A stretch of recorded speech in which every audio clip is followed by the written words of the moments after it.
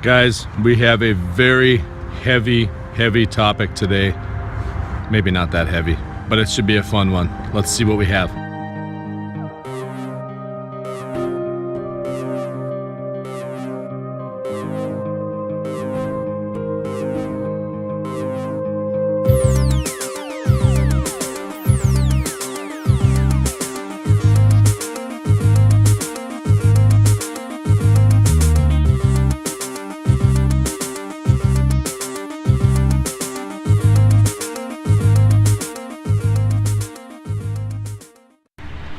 PetaPixel, a very popular website amongst the photography community, even though at times they post some articles that can be pretty clickbaity.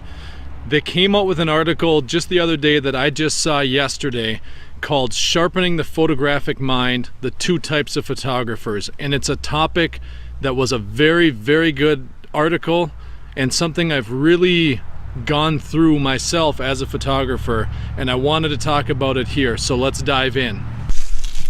The general principle of this article was that there are two types of photographers out there. The first is a photographer that is very tech oriented, very focused on gear and very focused on trying to get just the right lighting and just the perfect image technically. Nothing wrong with that.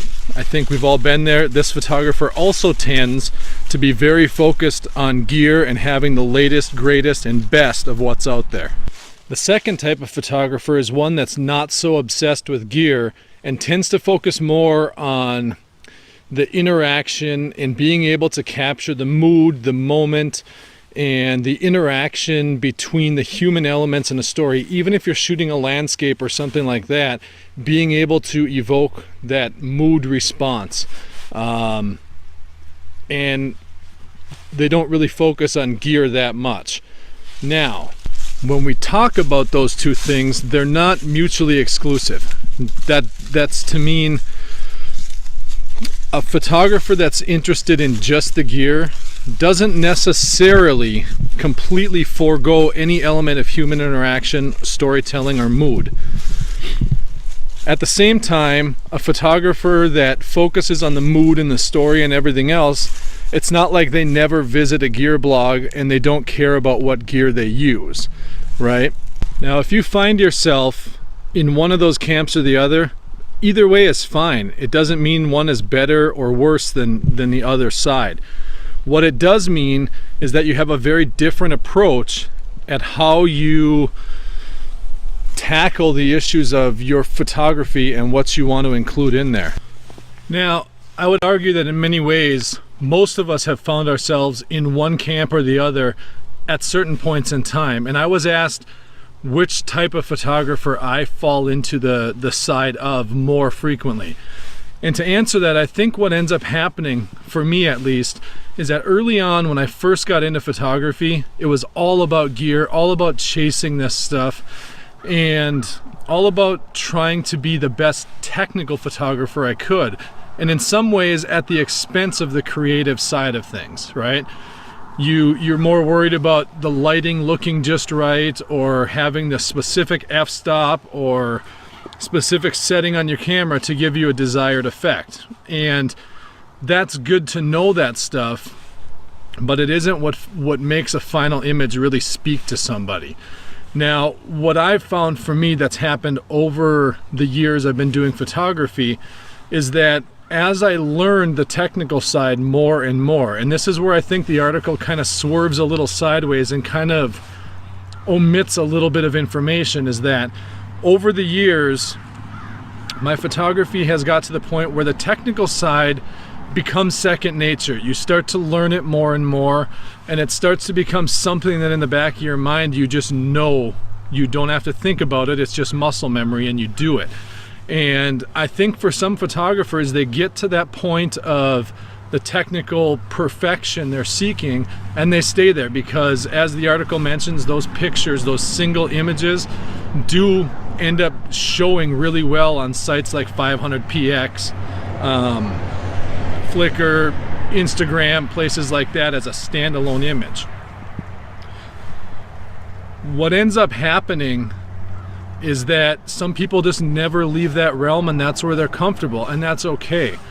For me, I found that I've been pursuing and trying to push myself more and more into that type 2 photographer. I want to be able to show those stories, and I want to be able to have people connect with them on a level that's more than just, wow, look at the great lighting in this photo, or geez, you really knocked it out of the park with your camera settings. Because to me, if I see an image that's technically great but creatively boring, it's a boring image. And you know, all the technical prowess in the world doesn't necessarily guarantee you great images. Whereas if you have the ability to really capture a story and really convey an emotion or bring a sense of mood to a photo, I really feel like that's where you get that connection. Now, I think in order to do that, as I've heard some state recently, Mac and Sid, I'm looking at you.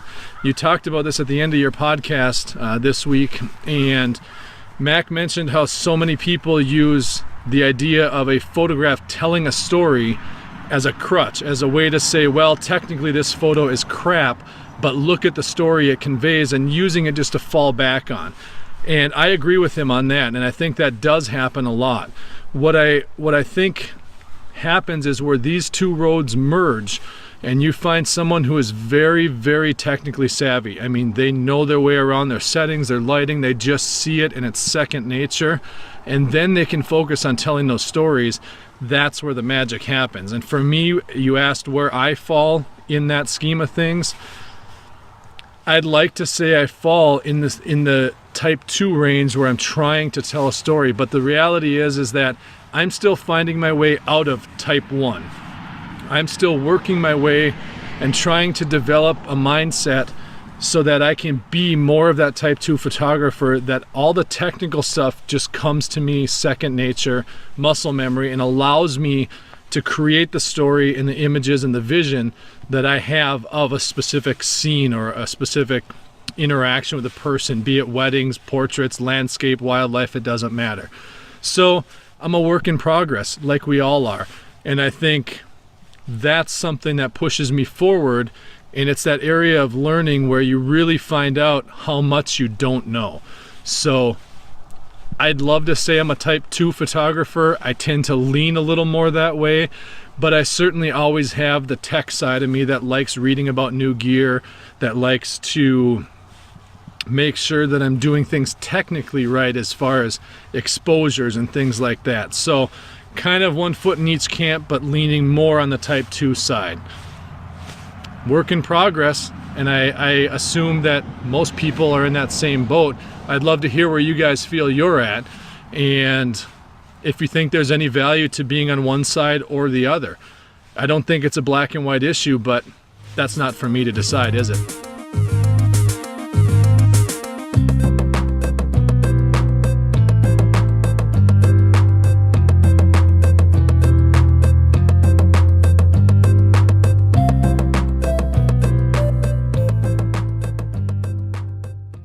So there you have it, guys. Are you a type 1 photographer or a type 2? Do you focus on the technical, on the gear, and making the perfect technical image? Or do you prefer to focus more on the emotion and storytelling side of things? Either way is awesome as long as you're out shooting, in my book. But I think what that article failed to realize, like I mentioned earlier, is that in order to be an excellent storyteller and an excellent emotional content creator, you need to be able to be so proficient at the technical side that when you put that camera up to your eye, the camera just gets out of the way. The technical stuff fades away and you don't have to think about it. I had a good friend of mine who has passed away, Jim, and he was a phenomenal photographer, took me under his wing when I was just getting started and taught me a lot. But one of the things he always talked about was how he was a very, very proficient technical shooter. Technically, he could light anything. I mean, he was amazing at all that. He knew poses, he knew studio lighting, he knew landscape lighting and metering and gear and all of that stuff.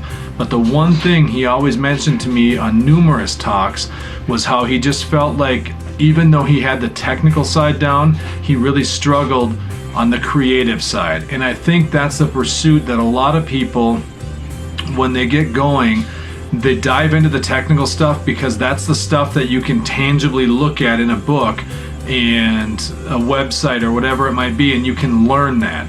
Learning the storytelling aspect, learning how to create photos with emotional impact is much, much more difficult, in my opinion.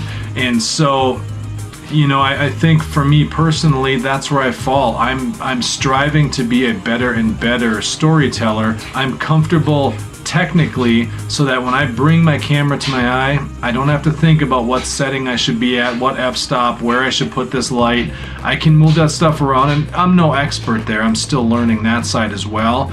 But I've realized the value of being able to just capture true emotion, whether it be a landscape, a portrait, or whatever.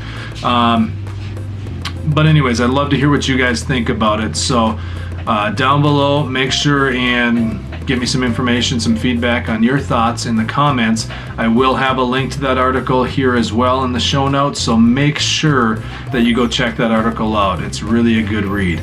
A little bit of information. Remember, Friday evening, 6 p.m. Central Standard Time in the US, myself and my friend Matt Herberg will be doing a live streaming Q&A. We've got some good questions already to talk about, and hopefully those of you that tune in will have some questions for us as well. Hope you guys can join us there for the live Q&A. I was going to try and live stream mine on my YouTube channel here while he did his on Facebook. I'm running into some issues on the mobile app YouTube streaming service. It's not wanting to work consistently enough for me to trust it. So I'm gonna go ahead and just do the live stream on my Facebook channel as well. So you guys, I'll have links to that and in the show notes also, and you can follow me there. 6 p.m. Friday evening this week.